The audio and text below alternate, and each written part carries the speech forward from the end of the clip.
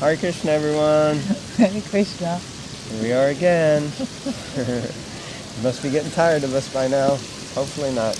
But even if you're getting tired of us, hopefully you're not getting tired of the Srimad Bhagavatam. So we're going to be continuing our reading today from, where are we? Canto 3, Chapter 12. Canto 3, Chapter 12. Which text are we starting on? Not sure. Oh, okay. It's either 30 or 31. It's 30. So we'll offer the invocation. Om Namo Bhagavate Vasudevaya. Om Namo Bhagavate Vasudevaya.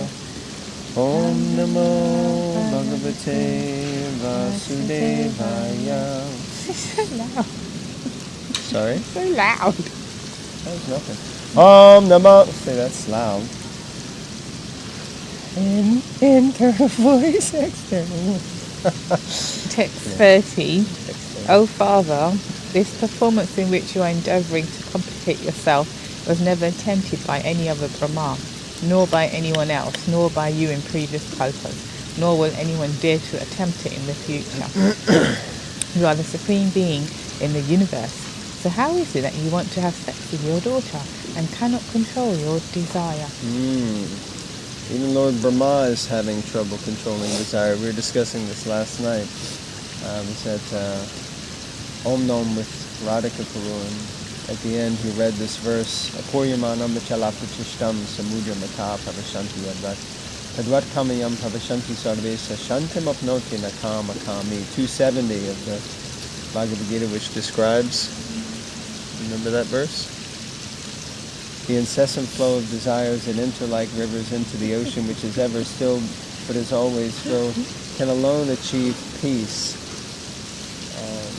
One who can tolerate the incessant flow, a man who can tolerate, a woman, a person, the incessant flow of desires that enter like rivers, can alone achieve peace, and not the one who strives to satisfy such desires. So it was a topic of conversation last night at the program. Okay, the purport by Srila Prabhupada. The post of Brahma is the supermost post in the universe, and it appears that there are many Brahmas and many universes besides the one in which we are situated. One who fills this post must be ideal in behaviour, for Brahma sets the example for all living entities. Brahma, the living entity, who is the most pious and spiritually elevated, is entrusted with a post next to that of the personality of Godhead. Thoughts? Now let's read on and see what's happening. Okay. I had a thought though. I'm sure you did. It's obviously it's very quite chilly out this morning. It's very important that that the leaders act proper. They set the example. Okay, text 31, correct? Even though you are the most powerful being, this act does not suit you because your character is followed for spiritual improvement by people in general. It is said that a supremely powerful living entity can do anything and everything he likes, and such acts do not affect him in any way. For example, the sun, the most powerful fiery planet in the universe, can evaporate water from anywhere and still remain as powerful. The sun evaporates water from filthy places, yet is not infected with the quality of the filth. Similarly, Brahma remains unimpeachable in all conditions. But still, since he is the spiritual master of all living entities, his behavior and character should be so ideal that people will follow such sublime behavior and derive the highest spiritual benefit. Therefore, he should not have acted as he did. Okay. Any thoughts, or carry on? It's interesting, this word impeachable, because at the moment they're talking about impeaching the US president. Well, they've been talking about that for the last 4 years, 6 years. What about Biden? No, they tried to impeach. They're still trying to impeach the previous Now we're president. talking about the current one. No. Not to bring Let's too talk much. about the previous So one. the We point is, disagree on politics, but let's skip that. Go ahead. yeah, I don't know why I brought it up then. The point is that so this word, which seems to be a favourite of Americans all the time, impeach him. But an important point being made is because someone has such a high character and high responsibility, it's not a question of I can do what I want behind the doors or this, or we have to walk the talk, as it were, and people look up to the leaders and they will use them as an excuse, and maybe even not just an excuse, but to say, well, they don't do it, they're not following, somehow they don't pay all the taxes, or they got these loopholes or whatever. So when you're a leader, it's really important, because you don't know whose life or lives you're affecting and can damage even, especially in the spiritual sense, because if you're president or a manager at work or this, anyway, that's just my boss or whatever, but spiritually we're very vulnerable because we open up our hearts and put our lives and our faith into something and someone. So it's a real great responsibility to follow properly and nicely and be honest if we're not, kind of thing, and not cheat. Really important. Now that's a purport.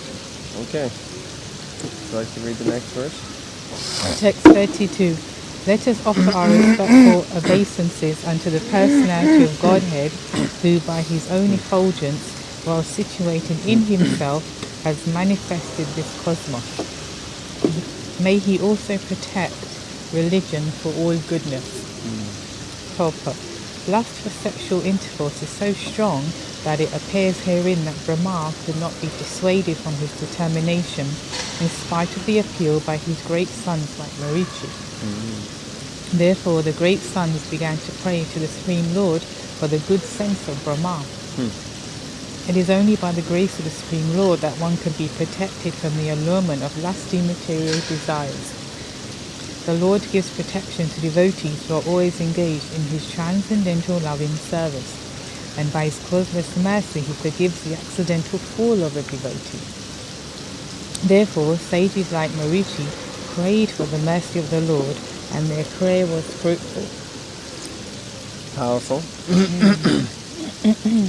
So as we know, lust is so strong in this world, and of course lust is not just lust to enjoy with a man or a woman, but the strong desire to control and exploit someone or something for one's own personal ambition or personal gratification, personal enjoyment. That's lust, and it's very difficult to overcome because it permeates everything here in the material world. And it's the reason why we came to the material world, because we wanted to enjoy separately from God. We no longer wanted to be servants. We wanted to be the enjoyer, So,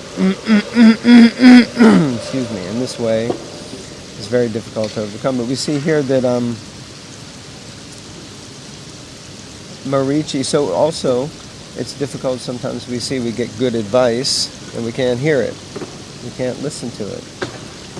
Where someone has our best interests at heart and they speak to us, but our false ego, and because we're driven by such strong desires, we just block it out. Even we get it from within, we get it from without.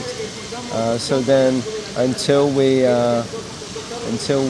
actually listen to that instruction or guidance, we will suffer. So I'm being distracted by this man over here who's trying to organize the cleaning of this area that we're in, and he's talking very loud.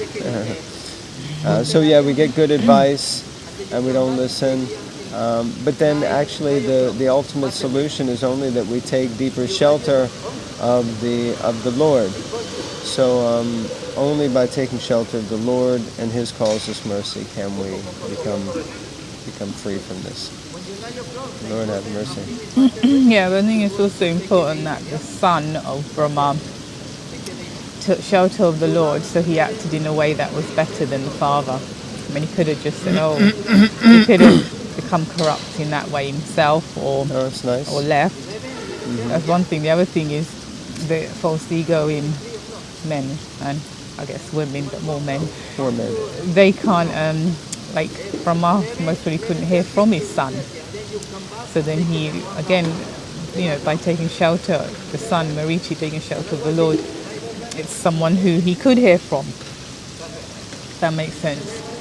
If the son's telling you, generally the father or someone subordinate, you're like, you don't, it's that you naturally just can't hear it. So it's interesting anyway. Yeah, we can't hear from superiors with the speak of subordinates. Right, especially after you just created the whole universe. You're like, well, who are you to tell me? What are you telling what? Who are you? Or, are you talking to me? Yeah. You're talking to me like that? You're speaking to me? I'm such an important person. Who are you to speak to me like that? That's the kind of mood and mentality, isn't it? Yeah, there you go. So, text 33. The father of all Prajapatis, Brahma, thus seeing all his Prajapati sons speaking in that way, became very much ashamed, and at once gave up the body he had accepted. Later, that body appeared in all directions as the dangerous fog of darkness. Interesting. Let's see what Prabhupada has to say in the purport. So it sounds like, if we just take it at face value, it sounds like, okay, Lord Brahma became ashamed. He realized, holy smokes, all my sons are here trying to tell me something, and I'm acting like an imbecile. So now I'm ashamed. So he gave up his body. Okay, that means he committed suicide and died. Now, how's it that Lord Brahma died? And then but that body became the fog of darkness. So anyway, let's try to understand. Prabhupada will explain. Purport to text 33. The best way to compensate for one's sinful acts is to give up one's body at once. Interesting. And Brahma, the leader of the living entities, showed this by his personal example. Powerful? Let's keep reading. Listen. Brahma has a fabulous duration of life. What is it? 3.2 trillion, 40 billion years, something like that. Or rather, 3 trillion, 40 billion years. Give up his duration of life. But he was obliged to give up his body due to his grievous sin, even though he had merely contemplated it in his mind without having actually done it. Okay, wow. Maybe more confusing. So if you commit sin, best thing to do is give up your body. Okay, hold on, let's keep reading. Yeah, but he didn't. He just thought about it. Yeah, he just thought about sin. He didn't think about giving up his body, but he thought about committing a sin. Yeah, powerful point. Okay, next. This is a lesson for the living entities, showing how sinful an act it is to indulge in unrestricted sex life. Even to think of abominable sex life is sinful, and to compensate for such sinful acts, one has to give up his body. In other words, one's duration of life, blessings, opulence, etc. are decreased by sinful acts, and the most dangerous type of sinful act is unrestricted sex. Oh, powerful.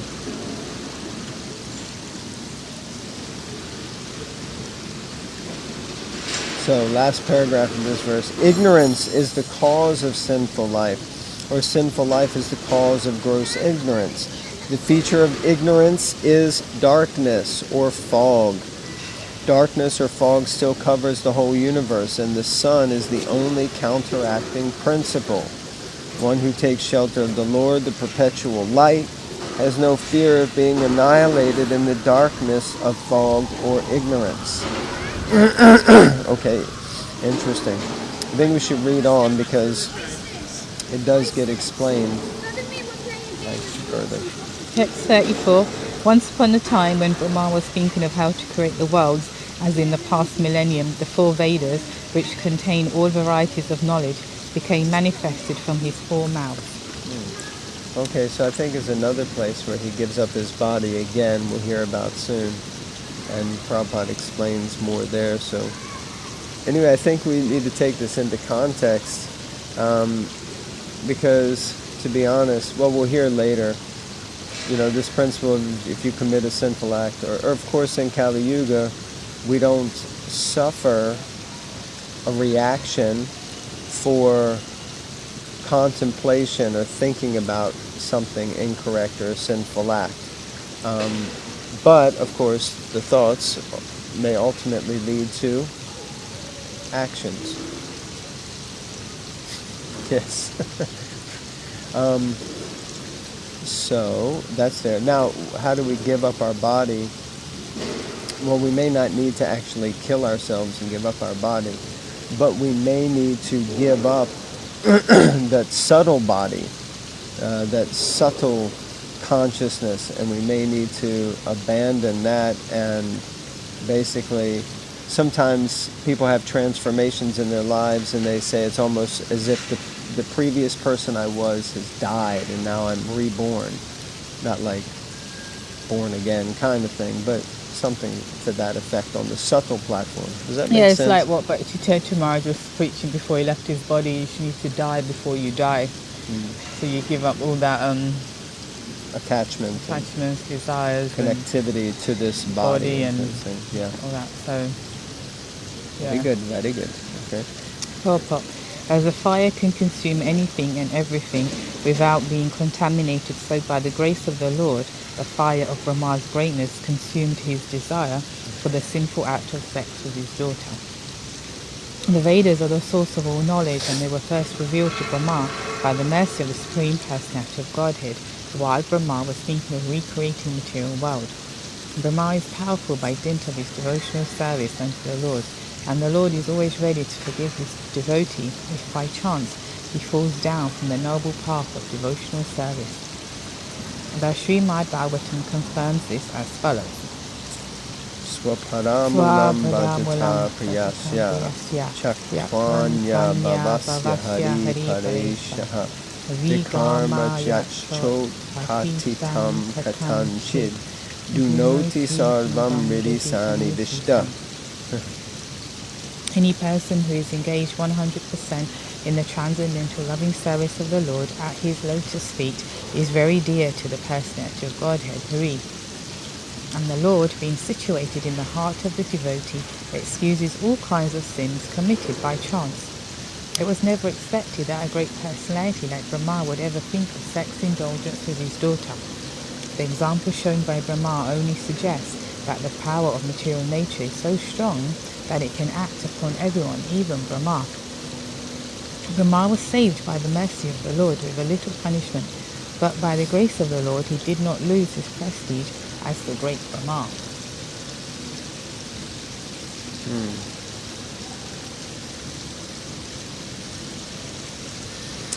Thoughts? Brahma was saved by the mercy of the Lord with a little punishment, but by the grace of the Lord he did not lose. So By the mercy of the Lord. Otherwise that could have been the end of him, let's be honest. So, yeah, controversial in one sense. Yeah, but it's more, I would say it's more a glorification of the Lord's mercy and his merciful nature, that he's so forgiving. Yeah. That he, even if a great soul does something inappropriate, he'll get a little reaction, but as long as he's dedicated, and this goes back to the verse, I think it's 930, Apichitsu Duracharo, from the Bhagavad Gita, that, even if a great person commits some sort of abominable activity, he's still to be considered saintly, as long as his determination is to remain on the path of devotional service. But there comes a point where one becomes corrupted by one's activities so much that really they're no longer genuinely motivated to serve God, but they're just completely self-motivated, and then that person would likely lose more or less all the Lord's protection. Although the Lord never leaves us, he never gives up on us, and even later that person decides to turn back towards the Lord, then the Lord will protect him and bless him. Okay, I think I'm getting the hint here, with the old Bhagavatam being presented. It's time to conclude. Right. Sorry, I ramble on, and Yes. no one ever wants to really listen to me, and I make it as if everyone does. So please forgive me. Thank you very much. Grantaraj Srimad Bhagavatam Ki Jai. And just before we go, just if anyone wants to sponsor or receive a set of Srimad Bhagavatams, we have the new ones issued by the North European BBT, and it is coming up to the month of Bhadra Purnim with the full moon, on which if you give the Bhagavatam to someone, gift it to someone, or give it to yourself, of course, then you receive immense benefit. So it's time to gift to someone you know and love a set of Srimad Bhagavatams. Hare Krishna. Hare Krishna.